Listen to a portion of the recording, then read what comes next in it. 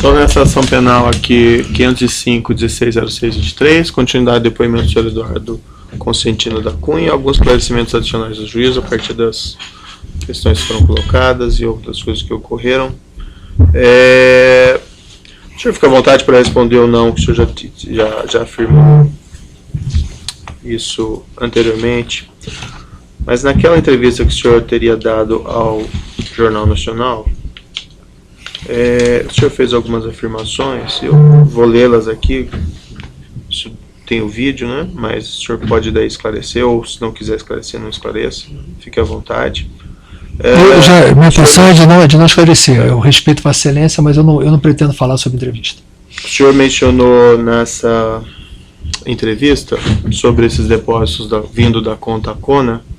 O senhor disse o seguinte: o trust não aceitou o depósito e não o movimentou. Nós temos os status, ele continua na moeda local, sem qualquer tipo de movimentação ou aplicação.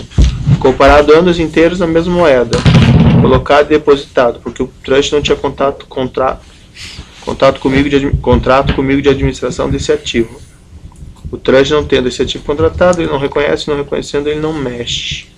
O senhor gostaria de esclarecer essa afirmação? Eu já falei sobre isso, eu não vou falar sobre a entrevista, que eu não me lembro se eu falei isso. O que eu falei claramente aqui, já falei que não houve aplicação desse recurso, e a prova disso é quando, se eu pegar o extrato, você vai ver que o recurso ficou sem aplicação do Money Market em nenhum momento. Até porque efetivamente não tinha um contrato, não existia um contrato, e eu não sei porque o trouxa não quis movimentar, mas é uma coisa que talvez o depoimento da senhora Elisa Mares possa esclarecer, ou do Truxi. O senhor falou que não foi movimentado, mas... Não, ele não foi movimentado, só posso declarar, porque é só olhar os extratos que a gente viu que não foi movimentado.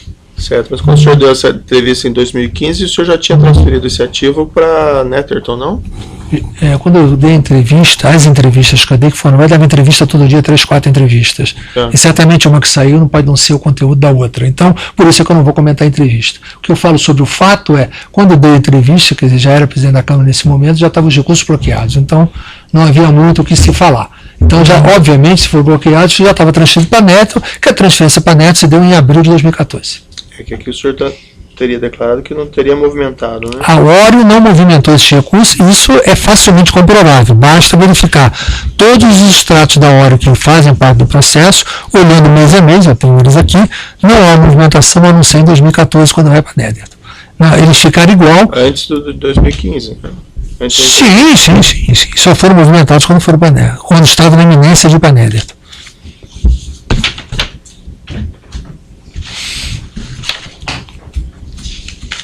Também nessa entrevista, quando o senhor declarou sobre a sua origem de valores nas suas contas, o senhor mencionou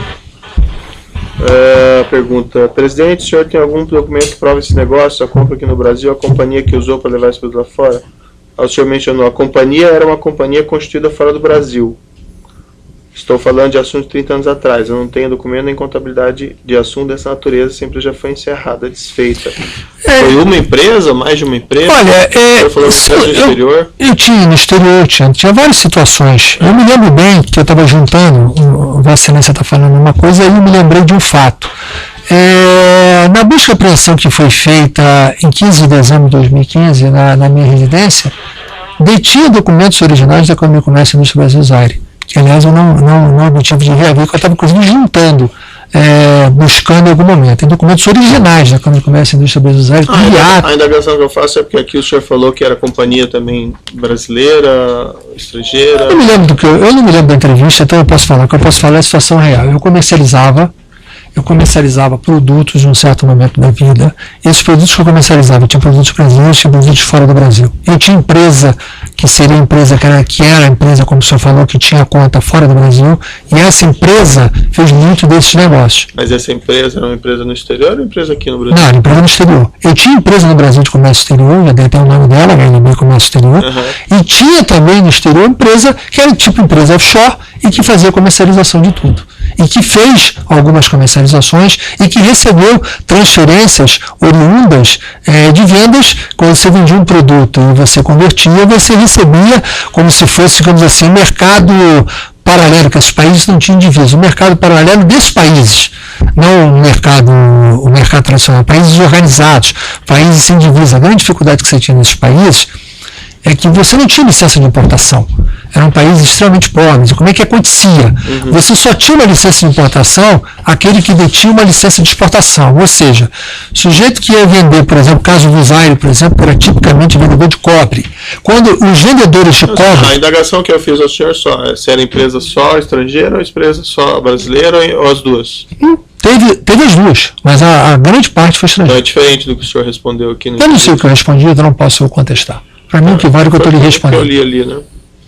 Mas consta aqui também na sua entrevista, quando foi indagado sobre esse valor, o senhor mencionou deve ter sido em torno, naquela época, em torno de 1 milhão, mais ou menos, do empréstimo.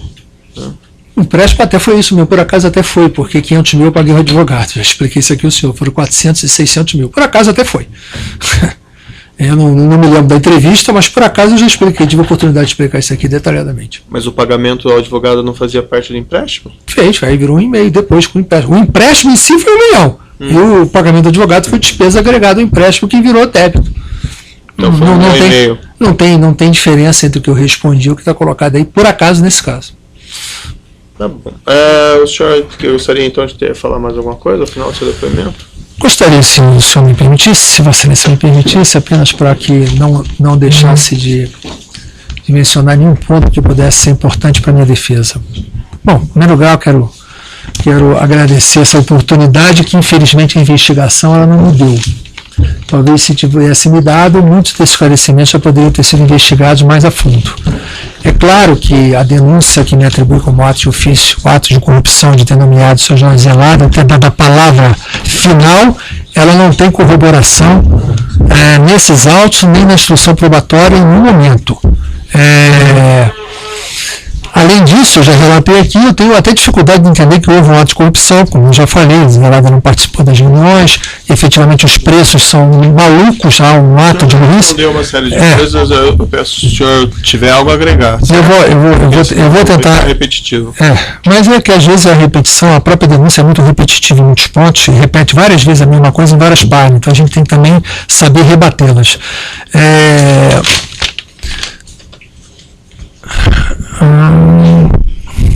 Eu falei do preço. Bom, na medida que a gente não tem ato de corrupção, é muito difícil a gente poder falar em lavagem de dinheiro. Consequentemente, temos a discussão da imputação de evasão de divisas, que certamente, se restar isso, não é o juiz natural nesse para poder fazer essa avaliação. Mas isso é uma coisa que a defesa vai fazer e Vossa Excelência vai poder julgar. O meu patrimônio, como eu falei, no exterior, existente há mais de 25 anos, é maior do que o montante que foi bloqueado, não mais me pertence, que estava sobre a propriedade dos trunches. Já falei que não transferiu os trunches óleo e trunfo para a Nédita por causa da deflagração da Operação Lava Jato.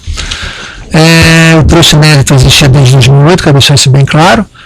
Ao mesmo tempo dos outros, a transferência se deu pela situação que eu falei da compra do Merrill Lynch Banco Suíço pelo juros bar do Banco of America e pelos trustes, semi-trustes criados e mantidos, administrados pela empresa Merrill Lynch Trust, a qual o juros bar não gostaria mais de permanecência no seu banco. A Netherton já detinha a conta no banco, era outro trustee, e o juros bar aceitou a transferência para que fosse através da Netherton. A conta Copeg, eu já falei, era uma conta de cartão de crédito, já falei sobre os limites, sobre as garantias, já falei sobre o cartão de crédito, sobre o que foi pago, a conta titular, foram por mil autorizados, sobre o depósito de $165 mil, como é que foi transferido da Netherton para ela, o recurso era oriundo da TRUF, não era oriundo da Oreo, o saldo abatido foi o saldo oriundo da Oreo. Falei a estranheza, respondendo a minha defesa, que efetivamente os 10 milhões recebidos depois pela venda da participação da Shell não ter tido nenhuma participação para mim, se eu fosse partícipe do processo. E a estranheza que o Ministério Público já disse que está investigando, eu espero que seja tempo de promover ação penal, se for configurado, contra outros, para que não se divida ação penal. Senhor Eduardo, não quero ser delicado, mas esse o senhor já respondeu e o senhor pode ter certeza que todos prestamos atenção no que o senhor falou. Mas então, se o senhor tiver algo a agregar, eu vou agregar. Certo? Estou procurando aqui para ver. Repita as questões que já foram colocadas. Bom, Eu estou fazendo questão, que isso é muito claro, e aí vem a parte que eu quero falar, que eu estou aqui cumprindo a minha defesa, dizendo, inclusive, uma defesa futura, porque eu entendo que nós estamos diante de um processo que a coordenação parece já estar decidida. E que a gente está apenas cumprindo uma mera formalidade processual. Mas a defesa futura tem muita importância, tudo aquilo que a gente está falando aqui. Não, é isso. As questões vão ser examinadas, claro, as provas vão ser examinadas. A minha prisão cautelar, me perdoe se foi ofensivo, não é um intuito do depoente e ofender de nenhuma natureza. A minha prisão cautelar tem como justificativo uma das 10 medidas propostas pelo meu plano pacote anticorrupção, que é a prisão para evitar dissipação patrimonial. Medida, inclusive, que já foi rejeitada pelo Congresso. Além disso, a argumentação que eu tenho dupla cidadania e teria risco de fuga não encontra amparo nas decisões do falecido eminente ministro Elisa Vasco, inclusive a reclamação que eu formulei, ou na sua decisão monocrática, ele faz menção sobre essa parte, citando várias decisões de habeas corpus feitas por vários ministros do Supremo, de que simplesmente são fundamentos rechaçados pela jurisprudência da Corte há muito tempo, pelo fato do paciente supostamente possuir disponibilidade de recurso exterior ou dupla cidadania, por si só não constitui motivo suficiente para a decretação de prisão preventiva. Além disso, os julgamentos que ele cita, Barroso, Marco Aurélio, Gilmar, Toffoli, Aires Brito. Mas ele manteve sua prisão, não é, senhor? Então, ele disse que, como há a alegação da ordem pública, tem que ser apreciada pela lei regular do habeas corpus, que foi pela lei da reclamação. Porque ele apenas fez um juízo preliminar sobre essa parte da argumentação. A avaliação da ordem pública não teve fato novo a ensejar a motivação, além do que a instrução probatória já está terminada. Ainda assim, eu quero colocar à disposição do juiz meus passaportes, para deixar claro que meus 2 passaportes da cidadania italiana e do brasileiro. O MP, no pedido de argumentação da prisão, ele usou fatos não vinculados à denúncia da ação penal, que, segundo a peça, seriam transferidos para cá. Só que a decisão do ministro Teori foi mandar para a 10ª Vara Federal de Brasília. Apesar do esforço do MP que se enviasse para aqui. Está na fundamentação, pedido para ser mandado para cá, mas, no entanto, foi processo para a 10ª Vara de Brasília. E que motivaram muito o decreto de prisão, inclusive o bloqueio dos carros da minha família. Gostaria também de alertar que pelo menos 3 depoimentos que eu vi desse juiz houve usurpação de competência do Supremo em relação a mim. Inclusive na sentença do João Augusto Assoda Vantage, quando eu era deputado federal e presidente da Câmara, foi feito perguntas específicas sobre essa transferência do Benin, quando a competência não era desse juiz nesse momento. E também em depoimentos de Júlio Camargo.